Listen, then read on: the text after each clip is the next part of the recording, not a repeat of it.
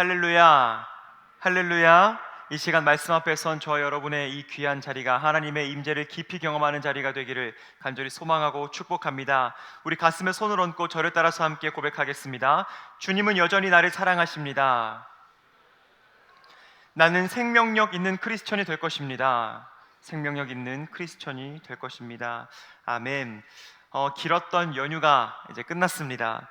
연휴가 끝나면 연휴에 후유증이 오기 마련이지요. 충분히 쉬었나요, 여러분? 충분히 쉬었어요?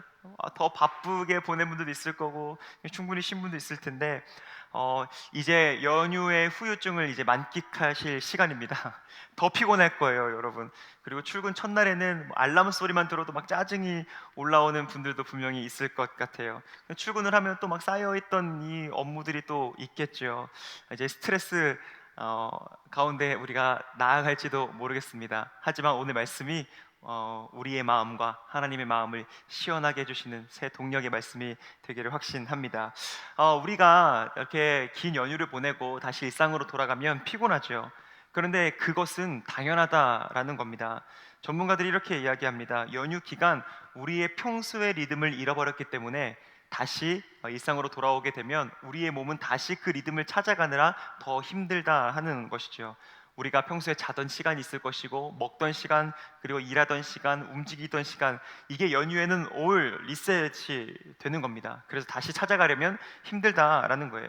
그런데 여러분, 제가 이 추석 연휴의 이 후유증에 대해서 한번 생각을 해보는데, 이거 우리의 영혼도 똑같습니다, 여러분.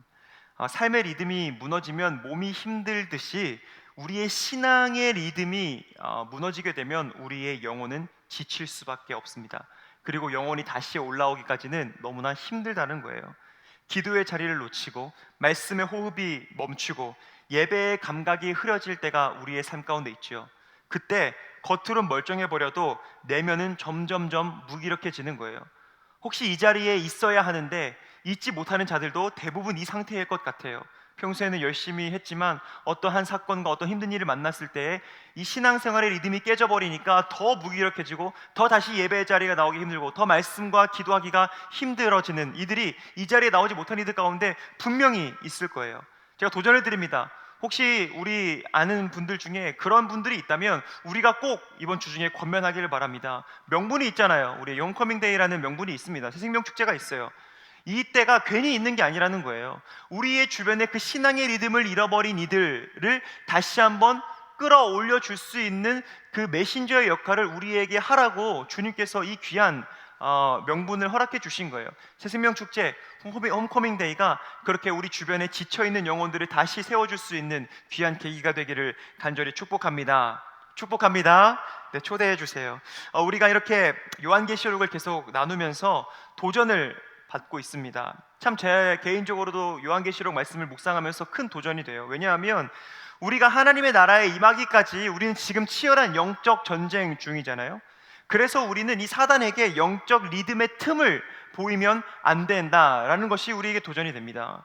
여러분, 오늘의 이 예배가 느슨해진 우리의 영혼을 다시 깨우는 예배가 되기를 축복합니다. 우리 주변 가운데 느슨해진 영혼 가운데 이 예배의 자리에 나오지 못하는 이들이 발견되고, 그리고 그들의 이름이 생각나게 되고 그들에게 주님의 이름으로 권면할 수 있는 담대함과 용기와 기회가 우리 마음 가운데 도전으로 새겨지는 이 시간이 되었으면 좋겠습니다. 우리 마찬가지예요. 주님을 향해 뜨거워지는 삶의 변화의 결단이 있는 오늘의 예배가 되기를 또한 소망하고 축복합니다.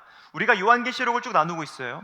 이 요한계시록이 사실은 되게 편견이 많은 책입니다. 오해가 많은 책이에요. 그런데 우리가 이제 계속해서 나눌 텐데 우리에게는 사실 이게 무서운 책이 아니라 은혜의 책이라는 것이 다시 한번 발견됐으면 좋겠어요. 요한계시록에 대한 오해를 좀 푸는 시간이 되었으면 좋겠습니다.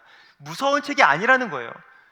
여러분, 주님께서 다시 오셔서 모든 것을 심판하신다. 이건 우리에게 분명 영적인 깨어짐이 있어야 하기 때문에 무서운 메시지로 오는 것 괜찮습니다. 하지만 이게 단순히 우리를 협박하기 위한, 심판이 있을 것이다, 겁을 주기 위한 말씀이 아니라는 것을 꼭 기억해야 되는 거예요.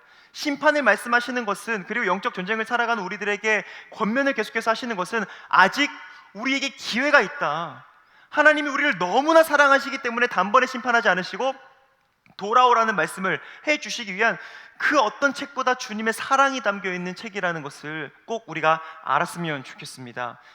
영적 전쟁을 해 나아가는 우리들, 그리고 하나님이 정하시는 그때에, 그게 내일이 될 수도 있고 내년이 될 수도 있고 언제가 될지 우리는 모릅니다. 하나님은 알고 계시는 그때에 주님께서 이 땅에 다시 오실 때, 그때까지 우리 영적 전쟁하는 우리들에게 위로하는 말씀, 격려하는 말씀이라는 것이 우리에게 은혜가 되는 거지요.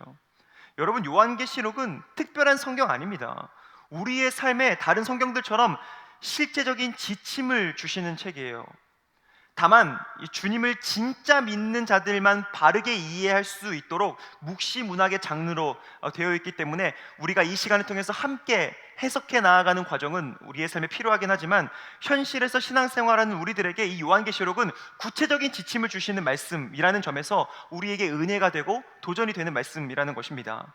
이단을 어떻게 우리가 분별할 수 있어야 할지, 그리고 잘못된 사상을 어떻게 내가 구별할 수 있을지, 교회를 우리가 어떻게 세워가고, 그리고 이 교회를 어떻게 여기고, 그리고 나의 삶에서, 그리고 일상의 사회생활을 하면서 어떻게 내 신앙생활을 지켜가야 할지, 재림하시는 주님과 함께 어떻게 우리는 영원한 그 나라에 임할 수 있을지 실제적인 지침을 주시는 책이 이 요한계시록의 말씀이라는 거예요. 그런 의미에서 요한계시록의 수신자인 소아시아 7교회를 권면하시는 그 주님의 말씀이 우리에게 주시는 말씀이라고 생각하면서 우리는 계속해서 2장부터 3장의 말씀을 함께 읽어가고 있는 것입니다. 오늘은 그 소아시아 7교회 중에 5번째 교회, 4대 교회를 향한 주님의 메시지를 함께 나눌 텐데, 오늘 말씀을 통해 우리의 영혼의 건강을 위해서, 이 신앙의 리듬을 잃지 않기 위해서 어떻게 우리가 영적 에너지를 지켜갈 수 있을지 실제적인 지침과 지혜를 얻게 되는 이 시간이 되기를 간절히 소망합니다. 우리 오늘 본문 1절에서 2절 말씀 화면을 통해 함께 읽어보도록 하겠습니다. 시작. 사대교회의 심부름꾼에게 이렇게 써 보내어라. 하나님의 7 영과 7 별을 가지신 분이 말씀하신다. 나는 내 행위를 안다. 너는 살아있다는 이름은 있으나 실상은 죽은 것이다. 깨어나라. 그리고 아직 남아있지만 막 죽어가는 자들을 굳건하게 하여라. 나는 너의 행위가 나의 하나님 앞에서 완전하다고는 생각하지 않는다. 아멘. 오늘 본문의 수신자는 4대 교회입니다. 4대 지역에 세워진 교회인데, 그 교회가 세워진 4대 지역을 우리가 잠깐 간단하게 나누자면, 4대라는 지역은 역사적으로 상당히 잘 나갔던 도시였어요. 기원전 1200년경 한 번쯤 들어보셨을 리디아 왕국 때부터 정말 잘 나가던 도시가 이 4대 도시였어요. 이 4대 도시는 지형적인 특성도 있었어요. 한 450m 정도 되는 절벽 위에 세워진 도시였습니다. 그리고 그 주변에는 파크톨로스라고 하는 큰 강이 흐르는데, 이 강에서 금이 그렇게 많이 나왔다고 해요. 지금은 여러분 거기 가셔도 소용없습니다. 이미 많이 발굴이 됐기 때문에. 그래서 그때 당시에 세계 최초로 금과 은으로 주화를 만들었을 만큼 부유했던 도시가 4대 교회였어요. 그리고 그 높은 도시는 안 그래도 높아서 적들이 침략하기가 쉽지 않은데, 그 둘레에 돈도 많잖아요. 이 도시가 그 둘레에 성벽을 뺑 둘러서 정말 요새의 도시로 건설을 했습니다. 아크로폴리스라고 하죠. 높이 세워진 도시였어요. 4대 지역은 그렇게 튼튼한 도시였고 부유한 도시였습니다.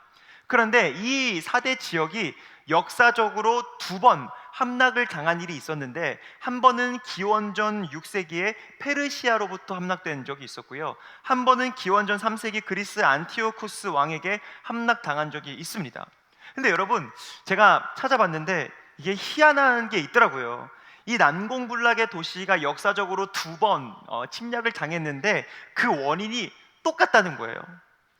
뭐냐면 높은 지형, 전쟁에 유리한 지형과, 그리고 돈이 많았잖아요. 그 돈으로 세운 성벽. 근데 그게 원인이더라고요.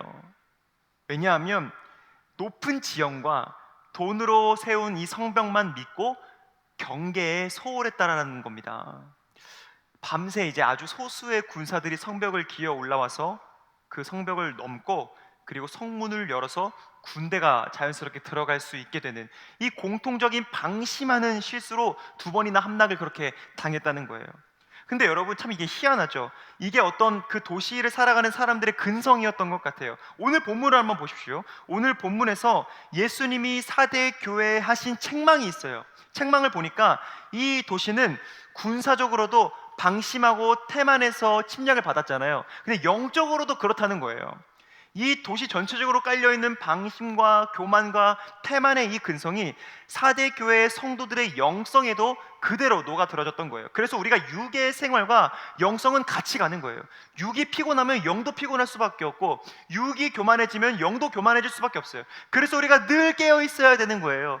육의 자리에서도 겸손해야 되고 성실하게 신앙생활을 해야 돼요. 그래야 영이 건강하게 된다는 것을 꼭 기억하시길 바랍니다. 오늘 1절을 보세요, 여러분.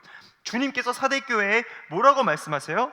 너는 살아있다는 이름은 있으나 실상은 죽은 것이다. 너가 지금 살아있는 것처럼 보이지, 그런데 나는 너의 중심을 보고 있는데 너는 죽은 거야. 주님이 이렇게 말씀하시는 거예요. 여러분, 우리가 지금까지 4개의 교회를 살펴봤습니다. 이 4개의 교회들은 상당히 핍박을 많이 받았어요. 박해를 많이 받았습니다. 그 우상 숭배가 가득했던 사회에서 그래도 하나님을 향한 내 믿음을 지키려고 목숨을 내놓으면서까지 신앙을 지켰던 교회들이 지금까지 우리가 살펴본 4개의 교회들이었어요. 그런데 오늘 4대 교회는 그 4개의 교회와 좀 달라요. 그렇게 많은 핍박이 있지 않았습니다. 너무 부유하고 잘 나갔던 도시였다 보니까 그냥 모든 것이 다 너그러웠나 봐요. 그래서 이 4대 교회는 그렇게 큰 핍박이 있었던 것 같지는 않습니다. 그래서 예배는 활발하게 진행이 되었고, 교회의 사역들도 원활했다라는 기록이 남아있을 정도로 4대 교회는 그냥 평안한 교회였어요. 그때 당시를 한번 생각해 보면 주변에 그렇게 핍박받던 교회들이 4대 교회를 보았을 때 어떤 생각을 했을까? 되게 부러워했을 것 같아요. 어떻게 저렇게 건강하게 교회가 유지될 수 있지? 어떻게 로마의 박해에 약간 치외법검처럼 저렇게 자유로울 수가 있지? 지형적인 이유도 있겠지요. 그런데 이렇게 착각했을 것 같아요. 하나님이 4대 교회를 더 사랑하시는구나 라고 겉모습, 그 평안한 모습만 보고 그렇게 판단했을 수 있다는 거죠. 그런데 모든 것의 중심을 꿰뚫어 보시는 주님이 오늘 뭐라고 하신다고요? 너 평안해 보이지? 나 아무 일 없는 것 같지? 뭐 예배 잘 되고 사역 잘 되는 것 같지? 그러나 너희의 영혼은, 너희의 믿음은 지금 죽어 있어. 주님이 이렇게 말씀하시는 거예요. 여러분, 제가 지난주에 모든 편지의 맨 앞에는 주님이 자기소개를 하시면서 편지를 열어간다고 말씀을 드렸죠. 오늘 뭐라고 주님께서 스스로 표현하십니까? 7 영과 7 별을 가지신 분이라고 주님이 자기소개를 하시면서 편지를 쓰기 시작하시죠. 제가 첫 시간에, 요한계시록 첫 시간에 말씀드렸어요. 7은 요한계시록에서 완전수를 뜻합니다. 완전하다라는 거예요. 그리고 7 영이라는 것은 성령을 말씀하시는 것이고, 별은 교회를 말씀하시는 거예요. 그러니까 주님께서 모든 교회, 완전한 모든 교회에 성령으로 임재하고 계신다라는 것을 말씀해 주시는 거예요. 4대 교회도 마찬가지죠. 4대 교회의 모든 것을 알고 계시고 그 교회를 다스리시는 주님이신데, 그 주님이 뭐라고 말씀하신다고요? 너희들은 그렇게 활발하고 평안해 보이지만, 그러나 너희는 사람들에게 박수를 받는 사역을 해가고 있지만 너희들의 믿음은 죽어 있다. 여러분, 이게 우리에게 도전이 되어야 하는 것입니다. 여러분, 2절에서 뭐라고 하십니까? 깨어나야 한다. 깨어나라. 너희들의 행위가 완전하지 않다. 겉으로 평안해 보여도 그게 다가 아니라는 사실을 우리는 생각해야 하는 것입니다. 여러분, 여기에서 행위, 너희의 행위가 온전하지 않다, 마음에 들지 않는다 라고 했을 때 그 행위가 어떤 단어냐면 헬라어로 에르가라고 합니다. 이 에르가는 뭐냐면 행위라고 짧게 번역됐지만 사실은 삶을 살아내는 방식을 말씀하고 계셔요. 그러니까 주님이 보실 때 이거죠. 교회에서는 뜨겁게 찬양해요. 뜨겁게 예배하고 기도합니다. 그리고 뜨겁게 원활하게 사역하고 있으나 정작 그들이 삶을 살아내는 방식이 그 뜨거운 모습이 아니었다라는 거예요, 여러분. 오늘 말씀을 준비하면서 저 개인적으로도 굉장히 회개를 많이 하게 되었어요. 제가 이렇게 이 자리에 서서 말씀을 전하고 그리고 예배를 인도하는 이 사역의 자리에 저 서 있습니다. 그래, 저도 여러분들과 다르지 않아요. 저도 인간이거든요. 그래서 믿는 자에게 반드시 나타나야 하는 성령의 9가지 열매가 있잖아요. 사랑, 희락, 화평, 오래 참음, 자비, 양성, 충성, 온유, 절제. 이 성령의 9가지 열매가 과연 내 삶에 그렇게 잘 드러나고 있는가? 아니더라고요, 여러분. 저도 아닐 때가 많이 있더라고요. 이 열매를 맺지 못하고 저도 분노할 때가 있고 이기적일 때가 있고 하나님의 생각이 아니라 세상의 생각, 육신의 생각에 잠긴 제 모습이 드러나게 되더라고요, 여러분.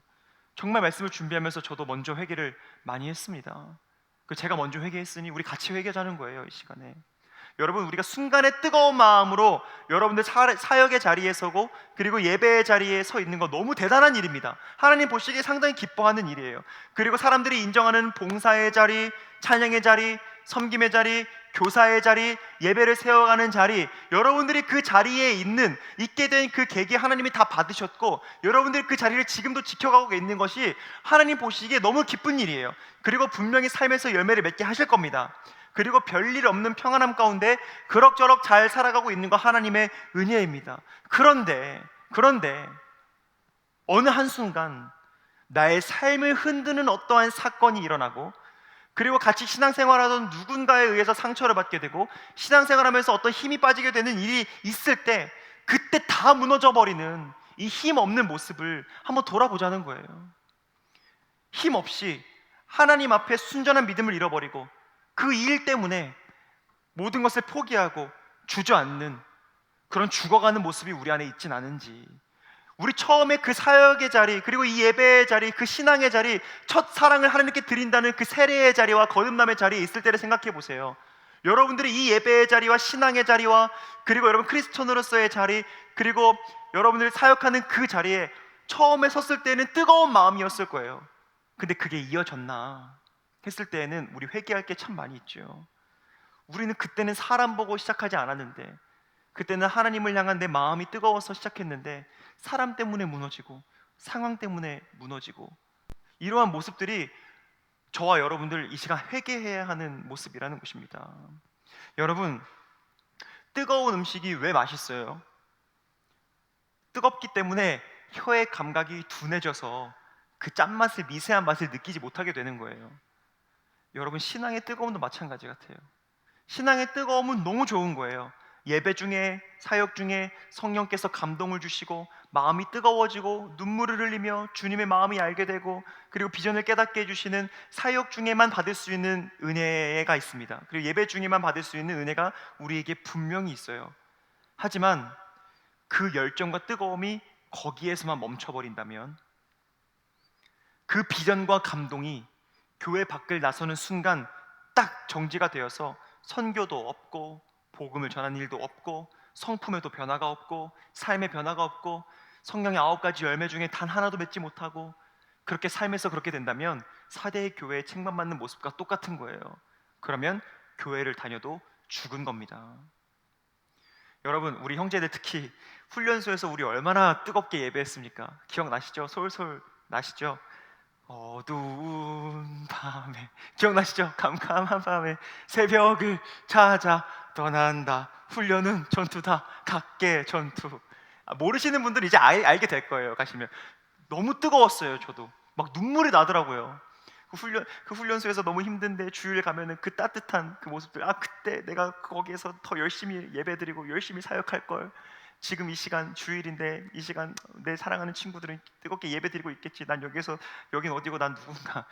너무 뜨거운, 그러나 그 앞에서 찬양하는 그 찬양에 은혜 받고 감동 받고, 제가 정말 뜨거웠던 찬양이 나로부터 시작되려였거든요. 막 눈물이 쏟아지는 거예요. 예배를 드리는데 나로부터 시작되려 하면서. 근데 여러분, 예배 끝나고 다 막 난리가 납니다. 너무 뜨거워요. 그런데 이제 문 밖을 나서는 순간 들리는 소리가 뭐예요? 와, 오랜만에 스트레스 다 풀었다. 이런 이야기들이 곳곳에서 들린다는 거죠. 여러분, 물론 이제 여러분, 이게 제가 군대에서의 찬양이 안 좋다는 건 아닙니다.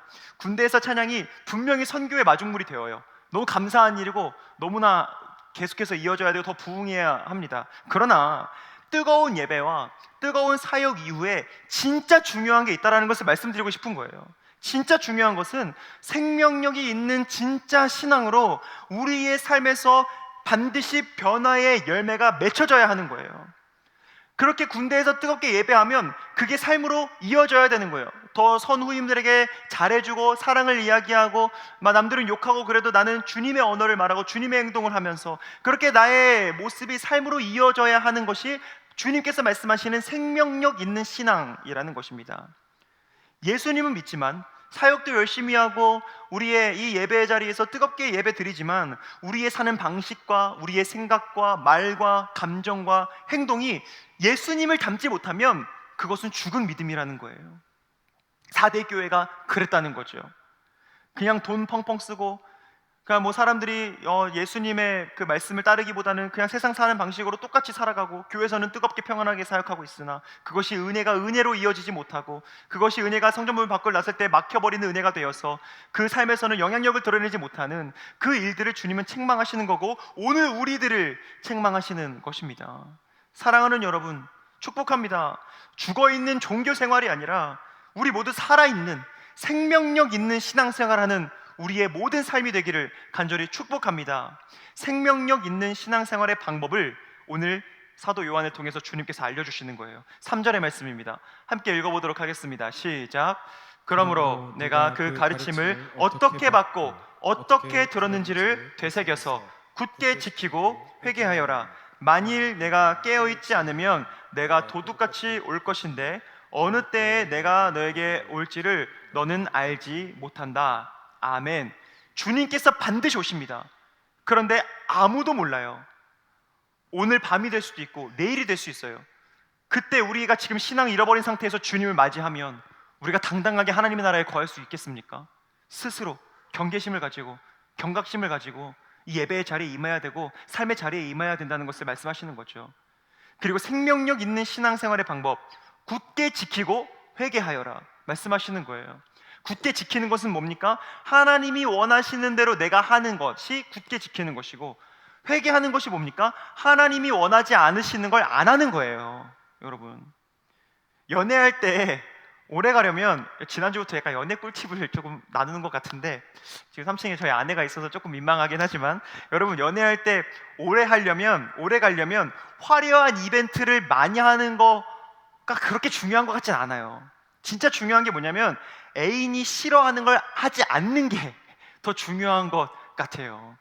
상대방의 입장에서 내 애인이 내가 싫어하는 걸 어느 순간에서부터 하지 않는 것이 나에게 보여지게 되면, 그 발견하잖아요. 그럼 뭘 느끼냐면, 내 남자친구가, 내 여자친구가 내가 그거 싫어한다고 했던 것을 기억하는구나, 내 말에 귀를 기울였구나, 그래서 그거 안 하려고 노력하는구나. 이게 마음과 마음이 통하게 되는 이 진심의 역사가 일어나기 시작하거든요.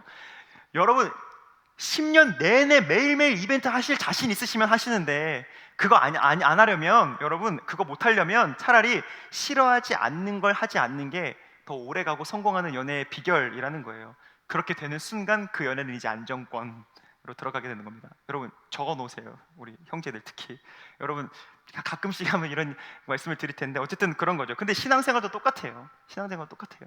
이 세상을 지으신 분이 하나님 아니십니까? 자연을 통해서, 관계를 통해서 하나님께서 우리에게 주시는 메시지가 분명히 있어요. 신앙생활도 똑같다는 거예요. 하나님의 말씀을 우리가 굳게 지키고 회개하려면 우리가 들었던 주님의 말씀을 계속해서 되새겨야 한다는 거예요. 그냥 이 자리에서 앉아서 듣고 고개 끄덕끄덕하고 아멘 하지만 뒤에 돌아가서 잊어버리면, 여러분 이게 사람과 사람 사이에서도 실망할 일인데 하나님과 우리 사이에서 하나님이 얼마나 실망하시겠습니까? 여러분, 오늘 본문에서 말씀을 되새겨야 한다 하는 것의 원어의 뜻을 보시면 머리로 그냥 기억하는 게 아니에요. 계속해서 붙잡는다라는 의미가 있는 거예요. 주님의 말씀을 어떻게 받고 어떻게 들었는지를 계속해서 붙잡아야 한다. 처음에 마음을 잃지 말아야 한다라는 거죠.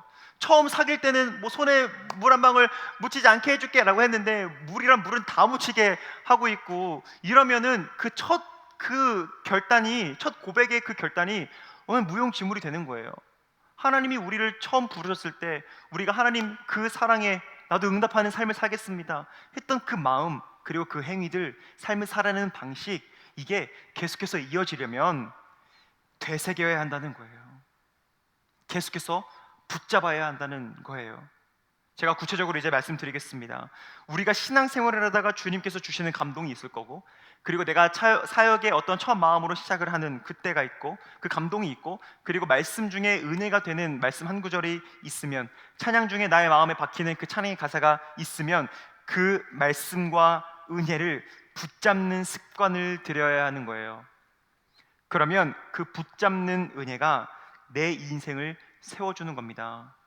기억나는 말씀, 은혜가 되는 말씀 있으면 적으시고, 그리고 동역자들과의 대화 가운데 은혜가 되는 게 있으면 핸드폰이라도 적으시고, 그리고 사역을 하다가 어떤 감동적인 순간이 있으면 기억하시고, 나는 그냥 매일매일 의례적으로 내가 맡은 반 친구에게 너 기다리고 있어, 너를 지금 사랑해, 너를 위해 기도하고 있어, 나는 의례적으로 했을 뿐인데, 어느 순간 어느 날 이 아이가 나한테 와서, 실제로 저도 교사할 때 경험했던 거예요. 나에게 와서 저 기다린다고 하셨죠? 저 기다린다면서요? 저를 위해 진짜 기도하시는 거예요? 저도 선생님 사랑해요. 이렇게 피드백이 오면 그 얼마나 감동이에요, 여러분. 내가 이러려고 아무도 응답하지 않는 52주 동안 내가 이 응답을 받기 위해서 이렇게 카톡방에 평소에 답장도 없는 우리 아이들에게 내가 이렇게 했구나. 근데 그게 답장이 없는 게 아니라 쌓이는 거예요, 영혼에서 영혼으로.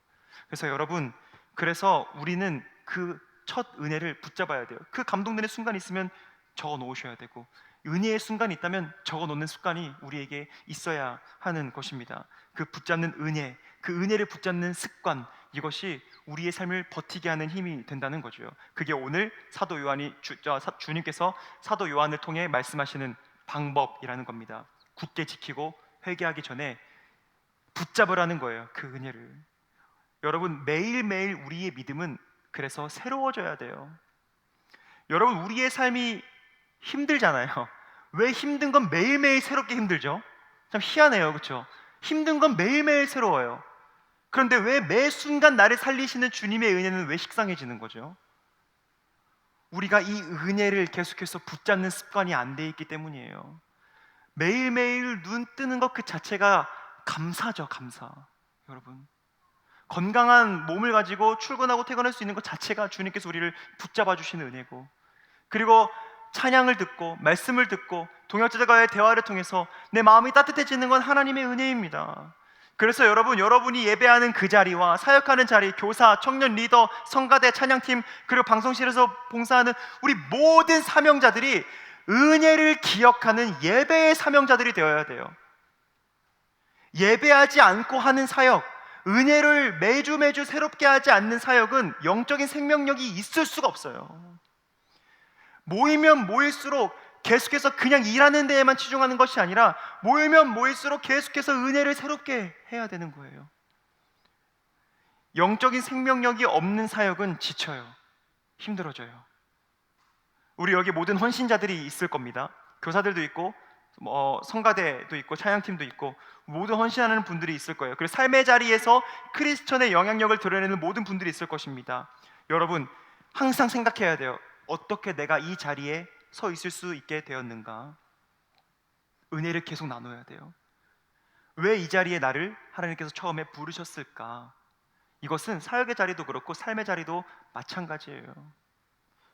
여러분, 제가 확신하는데 저도 포함해서 우리 모두의 신앙생활에는 반드시 한 번의 은혜는 있었어요. 기억하시나요? 그 은혜? 가물가물하시죠? 이제 기억하는 습관에 들어야 된다는 거예요. 이게 우리가 가물가물하면 안 되는 거예요. 분명히 여러분들 마음 가운데 은혜를 받았던 순간이 분명히 있어요. 그러니까 여러분이 이 자리에 앉아 있는 거예요. 지금부터는 그 은혜를 붙잡는 습관을 가져야 돼요. 여러분들이 예배에서, 찬양에서, 기도 중에, 사역의 자리에서 분명히 받은 은혜들이 있다고요, 여러분. 문제는 우리가 그것을 지키지 못했기 때문에 이렇게 무기력하게 쓰러지는 모습이 주님 앞에 드러나는 겁니다. 붙잡으셔야 돼요. 붙잡으셔야 돼요. 섬기는 자리에 임하는 주님의 은혜에 집중해야 되고요. 기도하며 헌신하십시오. 찬양을 한다면 가사 하나하나를 내가 씹어서 삼킨다는 마음으로 찬양을 해야 돼요.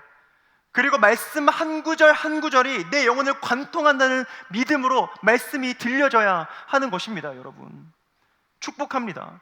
여러분, 지금 여러분의 예배 자리에서 받는 은혜와 들은 말씀을 잘 기억하고 여러분의 삶에서 그 은혜를 사수하고 지켜내는 크리스천들 되시기를 간절히 축복합니다. 생명력 있는 신앙생활 하는 우리 모두가 되어서 흔들리는 세상 가운데 흔들리지 않는 굳건한 크리스천으로 세워지는 놀라운 주님이 믿으실 만한 주님의 동역자들이 되시기를 간절히 소망하고 축복합니다. 우리 4절에서 5절의 말씀 함께 읽어보도록 하겠습니다. 시작. 그러나 사대에는 자기 옷을 더럽히지 않은 몇이 있다. 그들은 흰 옷을 입고 나와 함께 다닐 것인데 그들은 그럴 자격이 있기 때문이다. 이기는 사람은 이와 같이 흰 옷을 입을 것인데 나는 그의 이름을 생명책에서 지워버리지 않을 것이며 내 아버지 앞과 아버지의 천사들 앞에서 그의 이름을 시인할 것이다. 아멘. 사대 지역에 주님이 교회를 세우셨을 때에는 그 교회를 향한 하나님의 꿈이 있었을 거예요. 그게 뭐였을까? 사대 지역을 하나님의 뜻으로 물들이기를 바라는 꿈을 가지고 사대 교회를 세워주셨을 겁니다. 그런데 마치 흰옷을 입고 있는 순결한 모습의 사대교회 성도들이 오늘 본문에 보니까 오히려 사대의 문화에 젖어들어서 그 흰옷이 점점 얼룩지기 시작하는 거예요. 여러분, 제가 일전에도 말씀드린 적이 있습니다. 과학 전문지인 사이언스 데일리에서 사람의 무례함에 대해서 연구를 했는데, 무례한 사람이 한 집단 안에 있으면 우리의 일반적인 생각으로는 그 무례한 사람이 다른 사람에 의해서 예의 있게 변화되는 게 빠를 것이다 라고 우리는 생각을 하지만, 오히려 한 사람의 무례함이 다른 사람에게 전염시키는 것이 더 빠르다 라고 결론을 내더라고요. 그게 뭘까요? 성경에 답이 다 나와 있어요. 사람의 본성이 악하기 때문에 그래요. 선함보다는 악함에 전염되기가 쉬워요.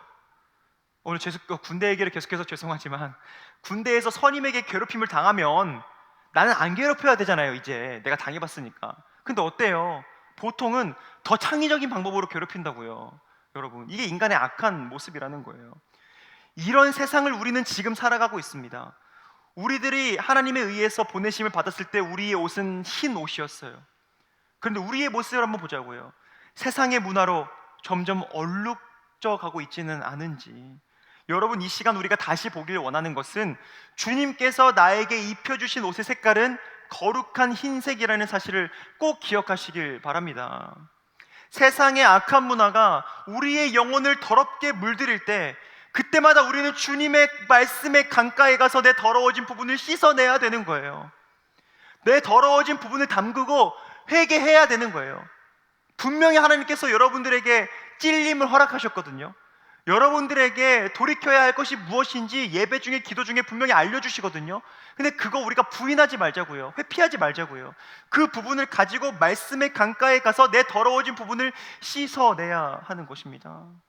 그래서 5절의 말씀과 같이 영원히 생명책에서 지워지지 않을 이름이 될 수 있기까지 우리는 매일매일 은혜를 되새기고 더러워진 부분을 씻어내면서 우리 승리하는 삶을 살아가야 하는 거예요. 사랑하는 여러분, 오늘 말씀을 통해 깨닫습니다. 크리스천의 승리 연습은 나를 향한 하나님의 말씀과 그 말씀이 내 삶에서 이루어지길 구하는 그 기도의 반복으로 이루어진다는 사실이 우리에게 도전이 되기를 축복합니다. 우리는 늘 하나님의 말씀 앞에 서야 하는 거예요. 여러분, 제가 생명력 있는 여러분들의 신앙을 위해서 한 가지 말씀을 드리자면, 짝퉁 가방 감별사라는 직업이 있습니다. 이 짝퉁 가방 감별사는 우리가 생각할 때에는 거기에 전문가가 되기 위해서는 짝퉁 가방을 많이 연구할 것 같아요. 그런데 그러지 않대요. 이제 인터뷰하는 걸 봤는데 짝퉁 가방 감별사는 오히려 진품을 더 연구한다고 합니다. 그래야 무엇이 가짜인지가 더 확연하게 보이기 때문에. 근데 여러분, 우리가 나를 더럽게 하려고 하는 세상의 문화를 멀리하려고 애쓰는데 그런 게 많이 실패하더라고요. 어차피 여러분의 삶에서 세상 문화 멀리하는 거 쉽지 않습니다. 제가 다 알고 있어요.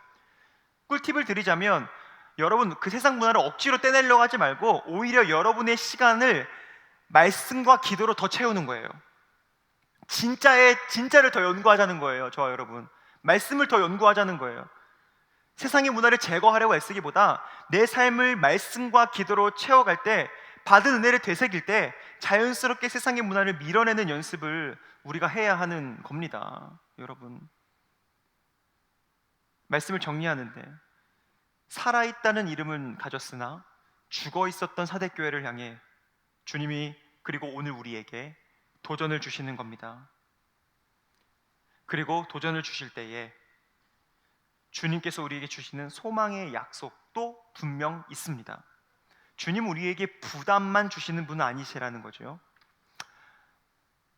우리의 삶 가운데에 말씀과 기도와 그리고 그 은혜를 붙잡는 습관이 계속해서 있어야 하는 도전 주님이 우리에게 주셨습니다.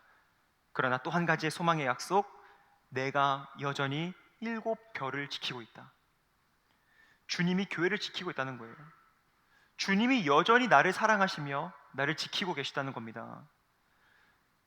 주님은 우리를 포기하지 않으시는 분이세요. 사대교회는 다른 교회들이 오해하고 부러워했죠. 하나님이 더 사랑하시는 줄 알았죠. 근데 그게 아니라 그냥 환경이 그랬을 뿐이라는 거예요. 환경과 내 신앙, 내 영혼의 상태는 여러분 다릅니다. 달라요. 그러나 내 행위, 내가 삶을 살아내는 방식과 내 신앙, 내 영혼의 상태는 비례해서 같이 가는 겁니다. 여러분, 흔들리는 세상을 살아가지만 흔들리지 않는 삶을 살아가는 여러분들답게 여러분들의 삶의 방식이 굳건하게 대쪽 같은 기준으로 말씀을 지켜내는 삶을 살아가야 할 줄 믿습니다. 사대교회, 다른 초대교회 성도들이 부러워할 만큼 예배와 사역에서 활발했습니다. 그러나 예수님은 생명력이 없다 말씀하셨고 살아있는 교회, 생명력 있는 성도들이 되어야 한다 말씀하셨습니다. 여러분, 예배의 사역과 이 교회에서의 생활에서의 이 감동은 내 삶의 회개와 주님께 드리는 내 개인적인 시간으로 이어져야 합니다. 우리의 삶은 교회 안에서의 삶과 세상의 삶이 분리될 수 없어요. 세상 사람들과 섞여 살아갈 때 그래도 여전히 내 옷은 흰색이어야 하는 겁니다. 여전히 거룩한 모습으로 내가 나아가야 하는 것입니다. 주님이 보실 때 세상 사람들과 똑같이 얼룩져 있는 우리의 모습을 보면은 얼마나 마음이 아프실까. 처음에 우리를 세상에 보내실 때 우리의 옷은 흰색이었는데 그 흰색을 오히려 더 세상을 밝게 만들려 더 얼룩진 사람들의 옷을 흰색으로 물들여 가라고 우리에게 흰색 옷을 입혀서 보내셨는데 우리가 얼룩져 있다면 하나님이 얼마나 가슴 아프실까. 여러분 꼭 기억하십시오. 함께 있어도 내 삶의 방식과 생각과 말과 감정과 행동이 빛이 나야 합니다. 여러분, 살아있는 성도는 포기하지 않습니다. 살아있는 성도는 절망하지 않습니다. 이 땅이 끝인 것처럼 이 땅 위의 성취를 위해 살아가지 않습니다. 여러분, 마지막 함께 결단합시다. 예수님은 우리를 계속해서 사용하실 준비가 되어 있는 줄 믿습니다. 얼룩진 세상을 변화시키려고 부르셨던 그 첫 부르심, 그리고 주님의 그 첫 부르심에 응답했던 우리의 첫 응답의 순간, 여러분 그 은혜의 순간이 우리의 삶 가운데 계속 붙잡혀져야 하는 거예요. 그 첫 부르심과 첫 응답의 순간 주님이 그렇게 그리워하고 계신다는 겁니다. 여러분, 이번 한 주 우리 또한 이제 세상에 섞여서 살아가게 될 것입니다. 이번 한 주 동안 내 삶의 방식이 나를 향한 주님의 마음과 동일시되는 역사가 있게 되기를 간절히 축복합니다. 크리스천의 승리의 연습을 놓치지 않고 성실하게 해 나아감으로 승리하는 저와 여러분의 한 주가 되시기를 간절히 소망하고 축복합니다.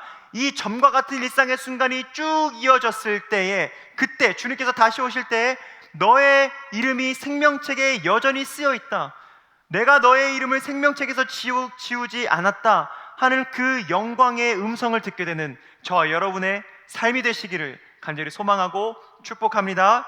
축복합니다.